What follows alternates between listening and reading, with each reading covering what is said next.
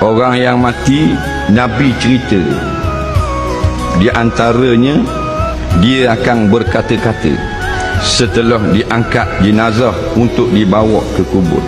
Dalam suatu hadis yang terkenal, qala Rasulullah sallallahu alaihi wasallam, iza wudi'atil janazatu 'alal a'qab, apabila diangkat akan mayat lalu dipikul oleh orang-orang.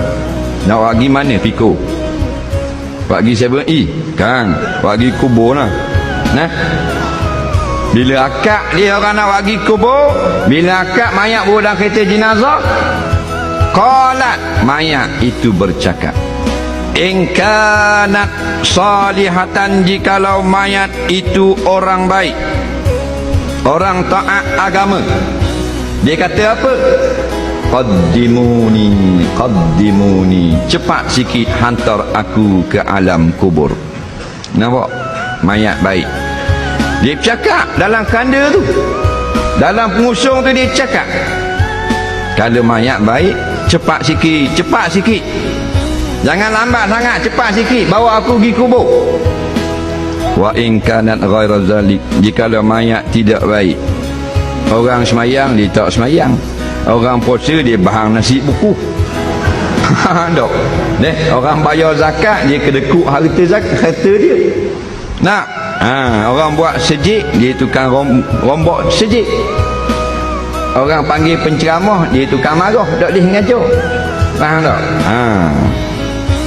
Orang nak buat Islam dalam negara dia tukang halang. Kalau mayat lagu tu lagu mana?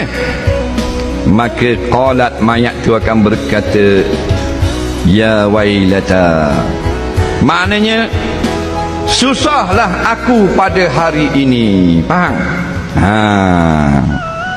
Ila aina tadhhabu, Nabi, kepada mana kamu nak bawa aku pergi? Mu nak bawa aku pergi mana? Mu nak bawa aku pergi mana?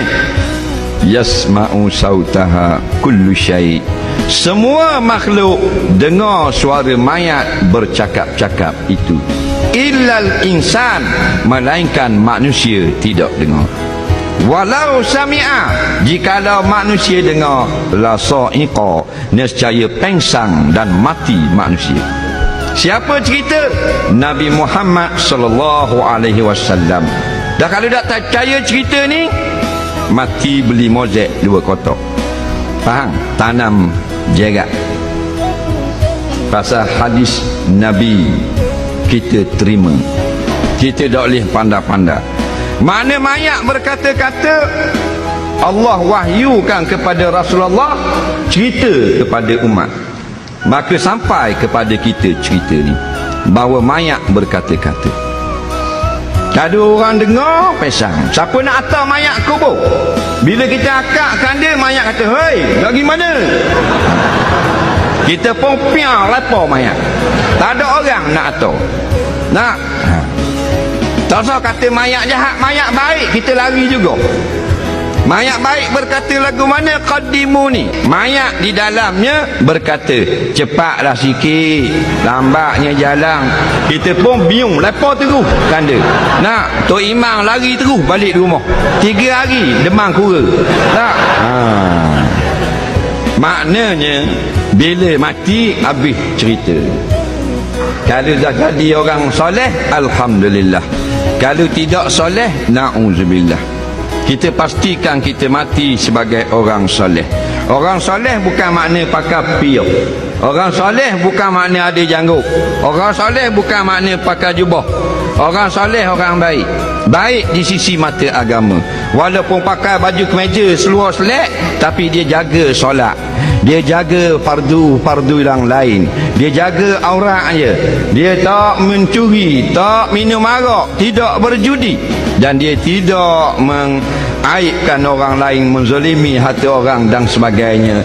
Orang soleh lah namanya. Nak, jangan kita kata bila janggut, mana orang baik. Belum tentu. Piyah boleh beli, luar sana 5 riyal je, wai pemo, 5 riyal se.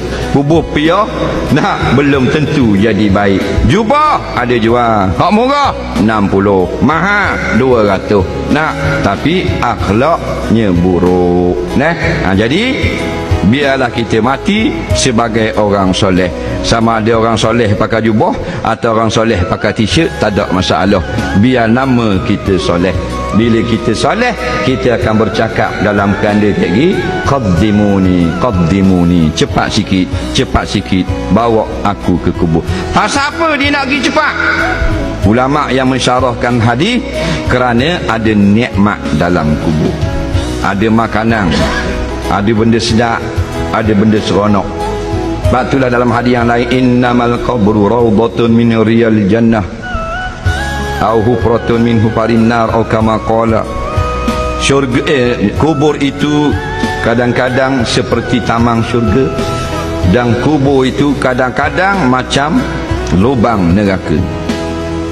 Sebelum lagi masuk ke neraka, sungguh ada neraka di dalam alam barzakh. Sebelum syurga, sungguh ada taman syurga di dalam alam barzakh.